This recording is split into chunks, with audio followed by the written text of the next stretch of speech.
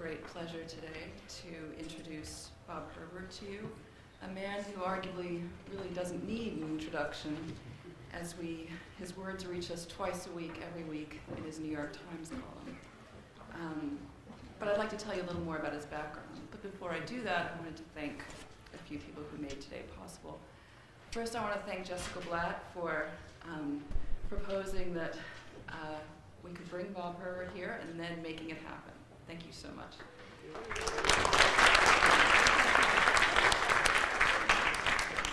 And I'd also like to thank the Samuel Fund, whose generous contribution to Sarah Lawrence has made the entire series that we've done this year on the elections and series in other years possible. And I'd like to welcome the daughters of Donald Samuel to today's event, Wendy Samuel and Pat Steele.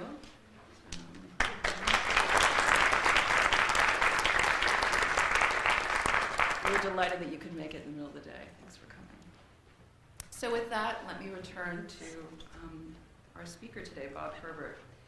He joined the New York Times as an op-ed columnist in 1993, and since then, he's written about politics, urban affairs, and social trends.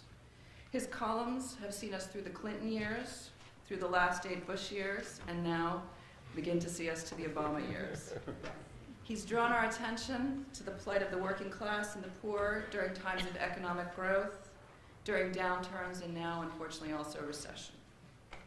Prior to joining the New York Times, Mr. Herbert was a national correspondent for NBC and reported regularly on the Today Show and NBC Nightly News.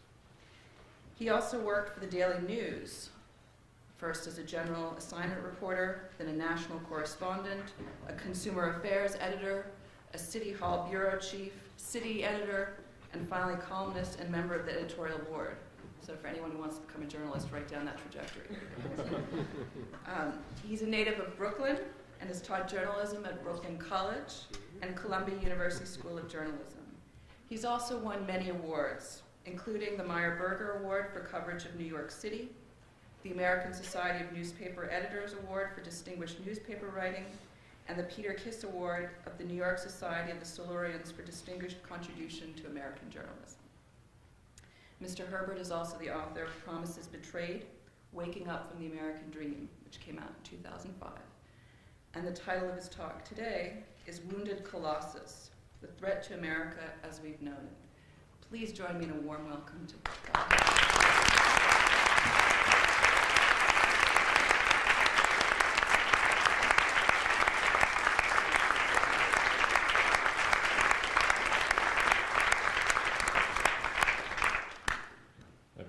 Getting longer and longer. It's not a good sign.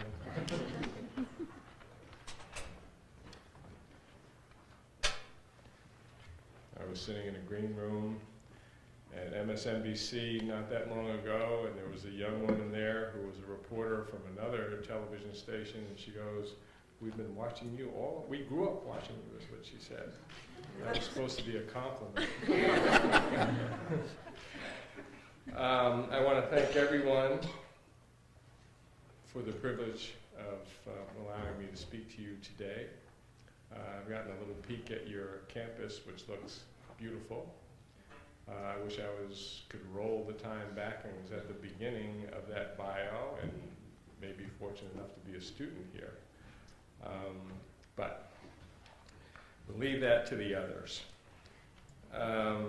I will be talking somewhat about the campaign, but that's not the primary focus of the talk, but I will be taking questions and answers at the end, and anything that you want to ask me about the campaign. Otherwise, I'll be happy to do.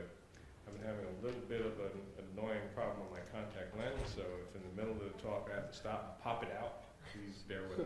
It's not your eyeball. I have a nephew when he was little. He goes, "Take your eyeball out."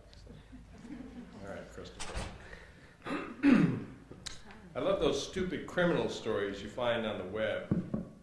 One of my favorites is about a guy in South Carolina who became impatient as he was coming to the end of a 4-month prison term. With just 3 hours left before he was to be released, he thought it might be a good idea seeing the opportunity to escape, to seize that opportunity.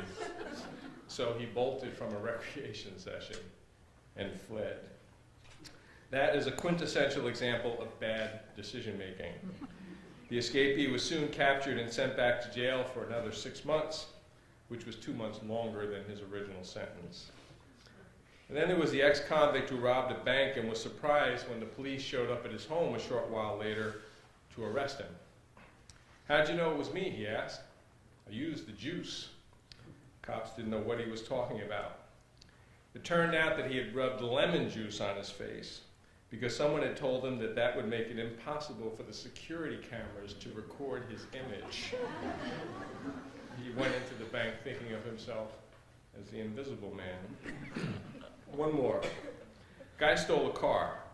When the victim described the car to the police, she told them that it had a phone in it. So the cop called the number. The thief answered. And the cop said, "I saw your ad in the newspaper and I'm interested in buying your car." Sure enough, they made an appointment.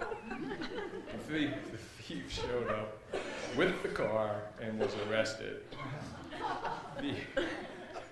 These are amusing examples of utter incompetence, and they're funny because the consequences are not too horrendous. Things seem a lot less funny when a great country like the United States falls into a state of crisis, largely because of the incompetence and bad decision-making of our leadership. I'm working on a book now that has the title, Wounded Colossus, and one of the main points I'm trying to make is that the great promise of the United States, which seemed to be reaching fruition in the can-do spirit and the widely shared prosperity of the post-World War II period, has run aground.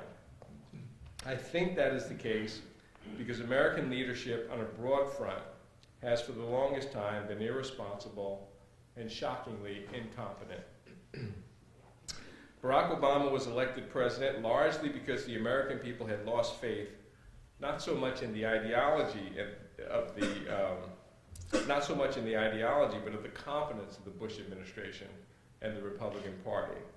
It's no coincidence that Obama conducted not just the most innovative, but the most competent campaign of the modern era. But what I want to stress in my talk today is that electing a president is not enough. Americans have to decide, which means we have to decide, what kind of country we want, what kind of society the United States should be. These are obviously very exciting times, a historic moment for a whole boatload of reasons. But it is also a period when the nation is faced with an array of challenges that can fairly be called monumental. This past summer, some of the most venerable institutions on Wall Street, great names like Bear Stearns, Merrill Lynch, and Lehman Brothers, began collapsing like sandcastles at high tide. By the end of summer, something approaching panic had gripped the credit and financial markets. Washington Mutual, the nation's largest savings and loan association, went under. The housing industry, the mainstay of family wealth in America, fell off a cliff and still has not hit bottom. The Times did a story about a town in California, a town called Mountain House, in which nearly 90% of the homeowners owe more on their mortgages than their homes are worth. There is an epidemic of foreclosures across the country. The nation is hemorrhaging jobs.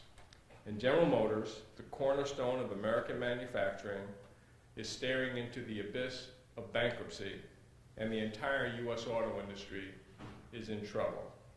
Actually, I don't know about you, but I'm getting depressed just talking about this. So how do we get out of this mess? Let's take a moment to look at the period when things began to go south for the Bush administration. If we're going to get it right going forward, we need to have a sense of what went wrong, of how we got into this sorry situation. We all remember the awful images coming out of New Orleans in the summer of 2005 in the aftermath of Hurricane Katrina. I can't think of that tragedy without thinking how much of that suffering and loss of life was unnecessary.